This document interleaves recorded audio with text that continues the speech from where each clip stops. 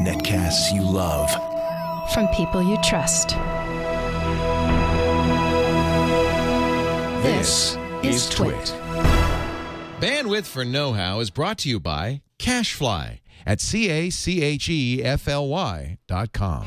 This episode of Know-How is brought to you by Bespoke Post, a product subscription club for men. Bespoke's monthly box of awesome keeps you up on the latest in food, drink, fashion, and more. For 20% off your first box, go to bespokepost.com/twit. If you've got a phone, you're going to want to watch this episode, because today you'll know how to replace the glass on your touchscreen phone.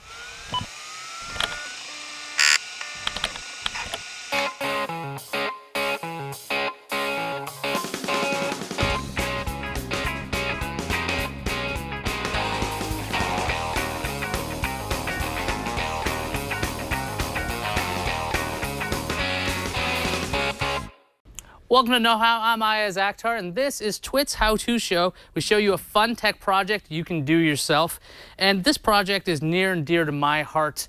It's about cell phones. You know, you keep them in your pocket, you hope and you pray they don't fall and die and crack, but sometimes they do. And what we're going to show you today is a nice project you can do yourself, and it's actually pretty cheap because you can replace the glass on your smartphone pretty simply. We called in an expert to show us how to do this. Let's go into the workshop and see how to actually get the screen cleaned up. So we've managed to make our way to the basement. We're here with Burke, and you've had a loss to your phone. Your Galaxy S3 had an accident, did it? Yes, I dropped it 2 weeks after I got it on the concrete, and it put a nice big crack all the way across. So we've got two cracks actually. We have one that goes all the way across the device and one on the bottom. Yes, I dropped it again later that day. Wow. Upstairs. So I guess you didn't learn your lesson that time, but now we have a Samsung Galaxy S3 with a broken, cracked piece of glass. But when you're using the device, right, the digitizer works. You can swipe through. Works fine. It's just the Gorilla Glass that's broken, not the actual screen, not the sensor. So what we're going to do is we're going to replace the actual piece of glass that's covering this. But to do that, we have to remove it. And as you can see, there's no like screws on this or anything. It's not like we can just pop it off. What are our materials list? How are we going to get this piece of glass off of this phone?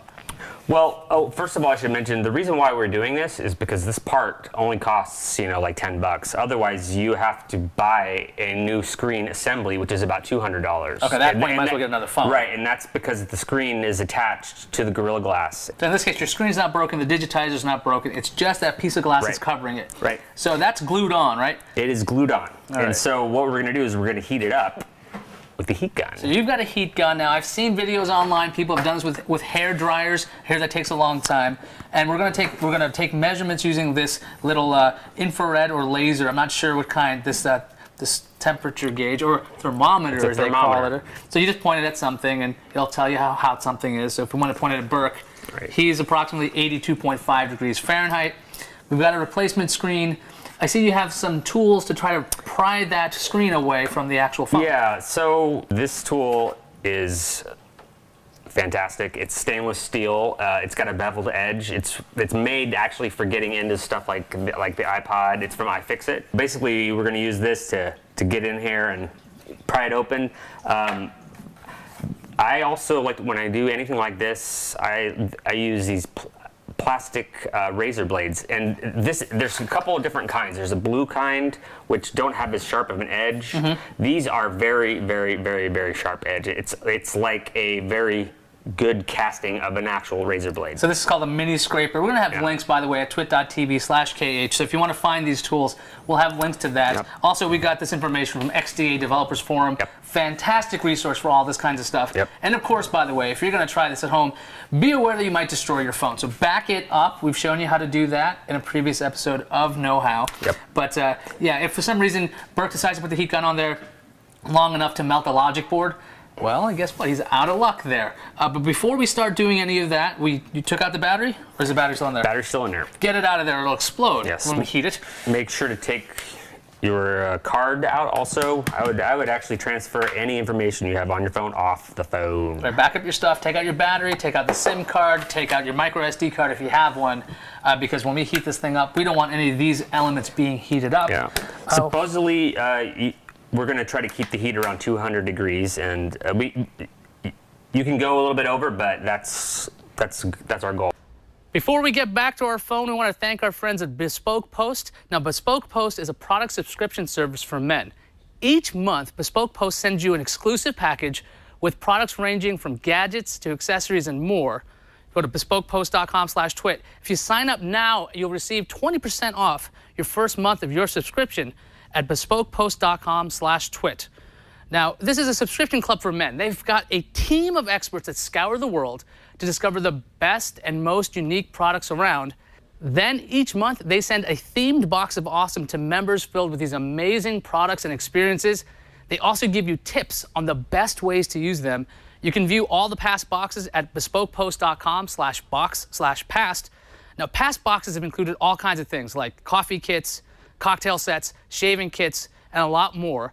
The cost is $45 per box with free shipping and easy returns. Now, the retail value of these boxes is always far above the monthly subscription cost.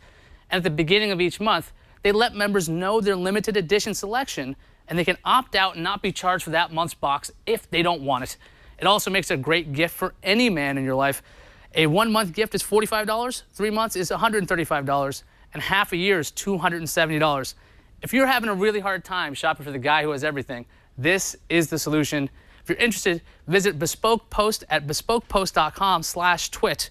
And now we're going to take a look at the featured box here. This is a box of awesome. You can see it on all over the place. Box of awesome. Let's see what's in this one. There's a card in there telling you this is the cue. You can, if you can't smell this on the recording, unfortunately, but this is phenomenal. This is stuff for your barbecue. So we've got all kinds of stuff here. We've got some scooping ketchup, which is pretty awesome. We've got artisan mustard right here. Let's see what we've got here.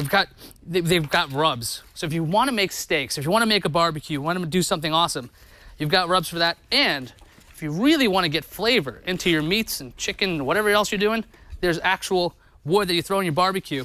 And if you've got no idea what you're doing, there's actual instructions that come with it. So you can actually understand how to use these kits.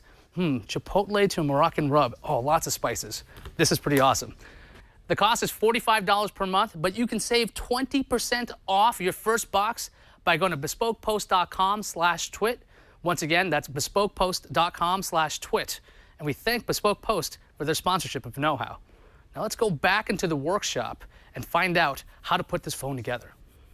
All right, Burke. Now, I've seen a lot of people, they took their phones, they left it on a surface, and then they heated it. I've noticed you have a glove. Is this a Michael Jackson kind of thing? Yes. Okay, this is how you work? It's a silicone glove.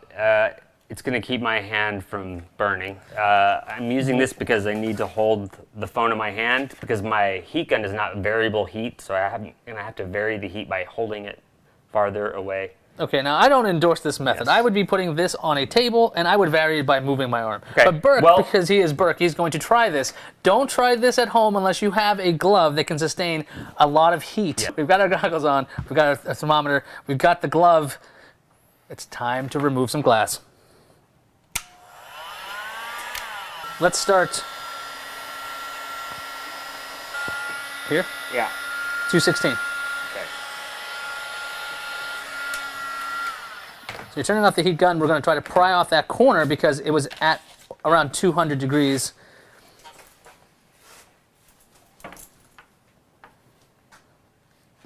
You could see that that tool is doing a great job because it's very thin, 151.5. So it cooled up very quickly. So how about around here? So we're going to start to do the edges now. Go to the edges? All right. Yeah. Physics. Now the reason why we're doing this slowly, is so we don't rip the glass away from the digitizer so quickly. We're not trying to rip this off because we don't want to damage the digitizer. The digitizer is the thing that actually recognizes your finger presses, taps, and swipes. So when you're doing this, you want to do this very carefully. That's why Burke isn't just taking the corner and ripping it off. You can see he's introduced a lot of air so we can keep prying this thing off. Look at that. That's working like a charm. You could see all the air being introduced right there. Yep, I'm just going to put this in here to keep it.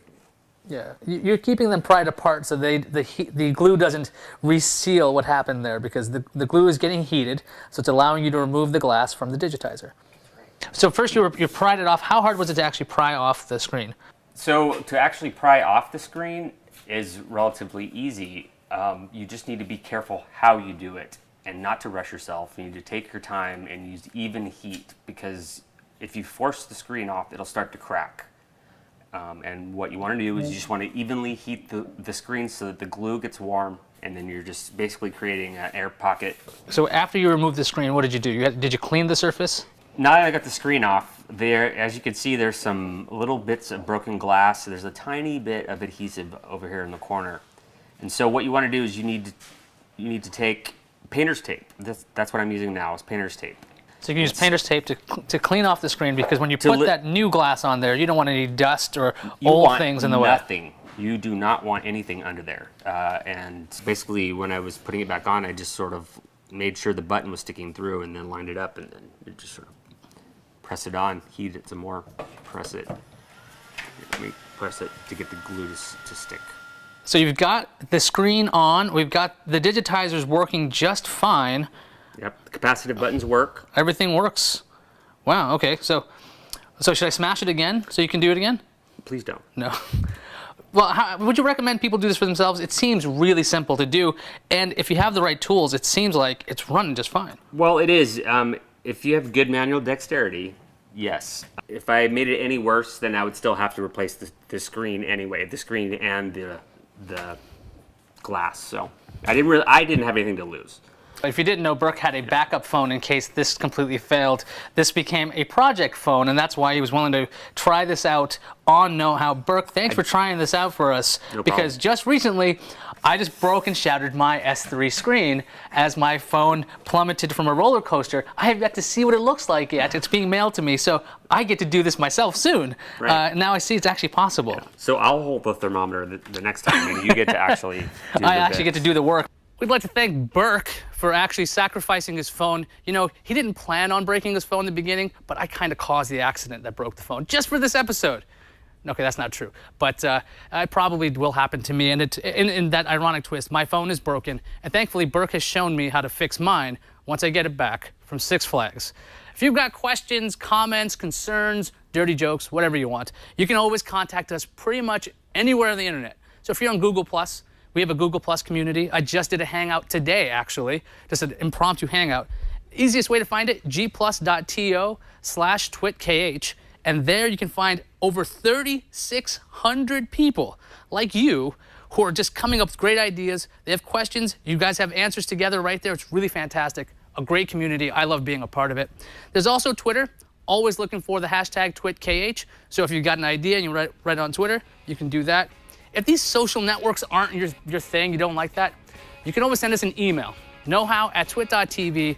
We check that out, we read these things, and I actually write back. So it's kind of crazy. So whatever you write, usually we'll get a response from me. And that pretty much does it for this week's episode of Know How. And now that you know how to repair your phone, go out and do it. And if it's not broken, go get a case.